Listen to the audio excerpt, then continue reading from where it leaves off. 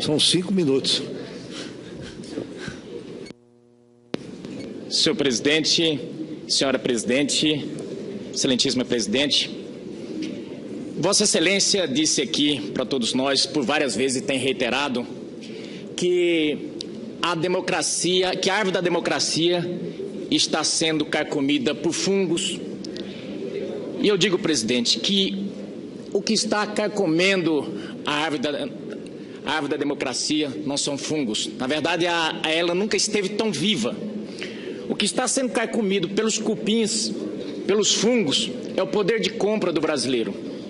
É a Petrobras, são os empregos dos brasileiros. Aqui muito tem se falado que os direitos dos brasileiros estão sendo retirados, que os direitos dos trabalhadores estão retirados. Na verdade, não tem direito mais fundamental ao trabalhador do que o emprego. Esses estão sendo, sim, carcomidos. Também ouvi falar aqui muitos, senhora excelentíssima presidente, sobre golpe. Eu tive em Rio Grande, lá no Rio Grande do Sul, da senadora Ana Amélia, do senador Paulo Paim. Em determinado momento, quando foi anunciado o polo naval, eu vi a alegria naquelas pessoas, contentes porque ali ia ter progresso, ia ter emprego. E fui depois e vi o desalento. Aquilo, excelentíssima presidente, é golpe. Na minha cidade, Rondonópolis, foi anunciada a duplicação da rodovia. Ela acabou não acontecendo, porque a economia entrou em derrocada. E hoje a população se sente golpeada. Vossa Excelência tem dito aqui que não recorreu ao STF porque está respeitando a instância do Senado Federal. Eu digo, qualquer servidor público, quando se abre um processo administrativo, ele pode recorrer sim ao judiciário se ele se acha que está sendo aviltado em seus direitos e brecar aquele processo. Então aqui o que está havendo não é um golpe. O que está havendo aqui é a democracia em ebulição. E na verdade, eu tenho visto muito foco nas pedaladas nos decretos. Lembremos que esse é um processo híbrido, político e técnico. E vejamos bem, está sendo focado como se fosse um fatorzinho, como se fosse uma coisa pequena. Não foi uma coisa pequena o que aconteceu aqui no Brasil. Na verdade, a economia derreteu e não foi por culpa dos outros. E remeto aqui a duas personalidades de renome internacional. A Luiz Inácio Lula da Silva, que falou: essa crise é uma marolinha. E para lastrear o que ele disse, Paul Krugman, que foi quem preveu a bolha naquela época da crise norte-americana, ele disse: o Brasil vai passar por essa crise de forma muito tranquila, porque o Brasil fez o serviço de casa. Porque Fernando Henrique saneou o sistema financeiro. E aquela crise era do sistema financeiro. E, de fato, o Brasil passou tranquilo por ela. Essa crise, presidente Dilma, essa crise foi do seu governo. E aí, eu remeto aqui a esse dilema do golpe. Na verdade, não pode se confundir a negativa da prestação jurisdicional pretendida com golpe. Eu entendo o inconformismo de todos, mas não se pode dizer que está havendo um golpe. Eu tenho visto aqui dizer que foi o melhor governo de todos os tempos, todos têm dito, mas na verdade, o que levou a chegar à tempestade perfeita desse momento é que a economia derreteu. E aí, todo governo, seja ele presidencialismo, parlamentarismo ou monarquia, ele é sustentado num tripé: base popular, base política, apoio político e que a economia funcione bem. Se esse tripé não funcionar, cai monarquia, cai qualquer regime de governo. E aqui diz, mas nós não estamos num sistema parlamentarista. É bem verdade. É bem verdade que não estamos. Mas, por esse motivo, qualquer governo cai quando tem, no regime presidencialista, quando tem uma base jurídica. E nesse caso tem de sobra. E aqui está o motivo de sobra: as pedaladas fiscais. Isso foram. E pedalada fiscal, ela é crime. Nós temos a subsunção do fato à norma. E nós temos uma lei que tipifica o fato. Portanto, nós temos um crime. e é por isso que a senhora presidente está sendo cassada. Por isso eu pergunto, se Vossa Excelência vai continuar com as lampanas contadas na eleição de 2014.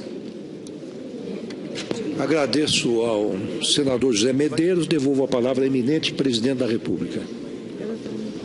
Bom, cumprimento o senador José Medeiros. Senador, é importante para efeito que a gente está tratando aqui, né, inclusive para essa discussão de golpe ou não golpe, que a gente se atenha à acusação, senador. Qualquer outras considerações a gente pode, inclusive, discutir em outro momento. Mas eu não vou aqui, senador, fazer uma discussão tão ampla a ponto de discutir o que aconteceu em 14. Eu quero focar mais no que nós estamos aqui discutindo. Queria dizer ao senhor que, e só assim reiterar mais uma vez, que em 2009, senador, o que nós buscamos era impedir que essa crise, que não era só, viu, senador, ela não era só uma crise financeira, ela começa financeira e ela atinge todas as áreas da produção e do consumo. Tanto é assim, senador, que todas as grandes empresas automobilísticas americanas quase entraram em processo de falência e foram resgatadas pelo governo do presidente Obama, que comprou uma parte dessas empresas e depois as vendeu por um preço melhor. O que é que nós fizemos, senador? Nós tivemos, desde 2009, nós tivemos o cuidado, e aí eu estou falando porque eu integrei o governo do presidente Lula, nós tivemos o cuidado de resistir a essa crise através de políticas coordenadas anticíclicas que buscavam justamente manter o poder de compra do trabalhador, impedir que houvesse uma queda de forma acentuada no emprego e na atividade econômica. Isso começou em 2009 e ocorreu em 2010. Em 2011, 2012, 2013 e 2014, nós continuamos. E como é que nós fizemos isso? Nós utilizamos não só de desonerações fiscais para os empresários, como também tivemos o cuidado de fazer uma política de ampliação do crédito para permitir que empresas pudessem ter acesso a formas de financiamento que diminuíam o impacto sobre a redução da atividade econômica. O que não é possível, senador, vou só repetir isso, é achar que a crise foi produto, a crise econômica no Brasil é produto de 3 decretos ou é produto do Plano Safra. Por quê, senador? Porque o Plano Safra tem um efeito econômico que é ampliar a demanda. Mesmo argumentando tanto, que eu aprendi com os advogados, argumentando tanto, mesmo se a gente aceitasse aqui, olha, incorremos no erro. O Plano Safra, senador, ele amplia a demanda, senador. Ele aumenta não só o financiamento a bens de capital, aumenta o recurso para custeio, aumenta o recurso para investimento. Nunca, senador, se investiu tanto aqui nesse país. Agora, senador, chegamos a um limite e tivemos de modificar todas as questões relativas à absorção pelo orçamento público que nós viemos fazendo. E reduzimos, senador. O que nós estamos discutindo aqui é um ano que teve o maior contingenciamento fiscal de toda a história do Brasil. Foram 134 bilhões de reais que nós cortamos na despesa. A partir daí, foi crescendo esse processo. Por quê, senador? Se o senhor olhar quando é que começa a queda, por exemplo, dos preços das commodities, O petróleo cai intensamente a partir de outubro de 14 até dezembro de 14. E em 15, não é que ele cai, ele despenca o valor. A mesma coisa, os bens alimentícios começam a cair antes, em setembro, mas acentua de outubro a dezembro e em 2015 também despencam. Você tem a saída dos Estados Unidos da política de expansão monetária, produzindo uma desvalorização do real e, portanto, efeitos fortes da nossa inflação.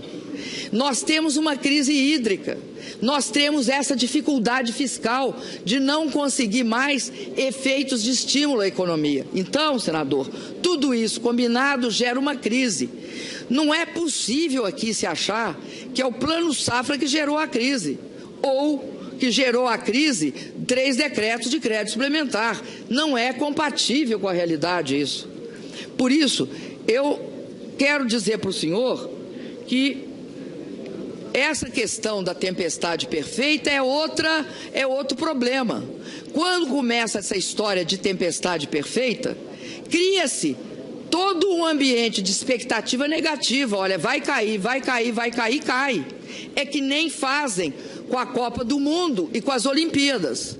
A Olimpíada foi o maior esforço feito pelo governo federal, pelo governo do estado e pela prefeitura. Nas vésperas da Olimpíada, todo mundo dizia, vai ser um desastre. Ela estava inteiramente estruturada, por isso ela deu certo. Então não é possível toda essa onda de pessimismo atingindo a atividade econômica e política no Brasil.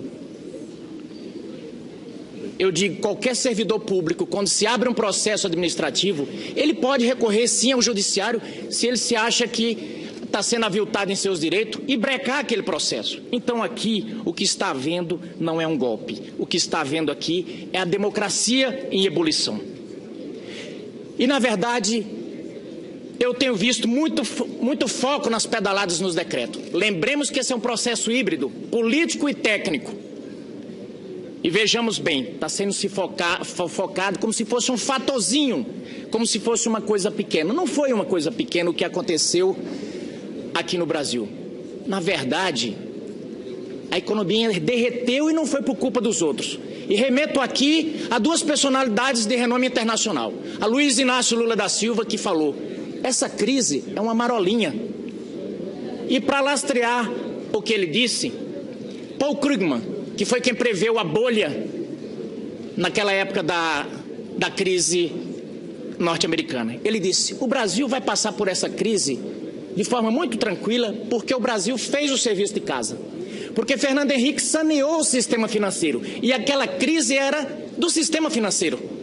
E, de fato, o Brasil passou tranquilo por ela. Essa crise, presidente Dilma, essa crise foi do seu governo. E aí, eu remeto aqui a esse dilema do golpe. Na verdade, não pode se confundir a negativa da prestação jurisdicional pretendida com golpe. Eu entendo o inconformismo de todos, mas não se pode dizer que está havendo um golpe. Eu tenho visto aqui dizer que foi o melhor governo de todos os tempos, todos têm dito, mas na verdade, o que levou a chegar à tempestade perfeita discutir o que aconteceu em 14. Eu quero focar mais no que nós estamos aqui discutindo. Queria dizer ao senhor que, e só assim reiterar mais uma vez, que em 2009, senador, o que nós buscamos era impedir que essa crise, que não era só, viu, senador, ela não era só uma crise financeira, ela começa financeira e ela atinge todas as áreas da produção e do consumo. Tanto é assim, senador, que todas as grandes empresas automobilísticas americanas quase entraram em processo de falência e foram resgatadas pelo governo do presidente Obama, que comprou uma parte dessas empresas e depois as vendeu por um preço melhor. O que é que nós fizemos, senador? Nós tivemos, desde 2009, nós tivemos o cuidado, e aí eu estou falando porque eu integrei o governo do presidente Lula, nós tivemos o cuidado de resistir a essa crise através de políticas coordenadas anticíclicas que buscavam justamente manter o poder de compra do trabalhador, impedir que houvesse uma queda de forma acentuada no emprego e na atividade econômica. Isso começou em 2009 e ocorreu em 2010. Em 2011, 2012, 2013 e 2014 nós continuamos. E como é que nós fizemos isso? Nós utilizamos não só de desonerações fiscais para os empresários. São 5 minutos. Senhor presidente, senhora presidente, excelentíssima presidente, Vossa Excelência disse aqui para todos nós, por várias vezes tem reiterado, que a democracia, que a árvore da democracia está sendo carcomida por fungos. E eu digo, presidente, que o que está carcomendo a árvore da democracia não são fungos. Na verdade, ela nunca esteve tão viva. O que está sendo carcomido pelos cupins, pelos fungos, é o poder de compra do brasileiro. É a Petrobras, são os empregos dos brasileiros. Aqui muito tem se falado que os direitos dos brasileiros estão sendo retirados, que os direitos dos trabalhadores estão retirados.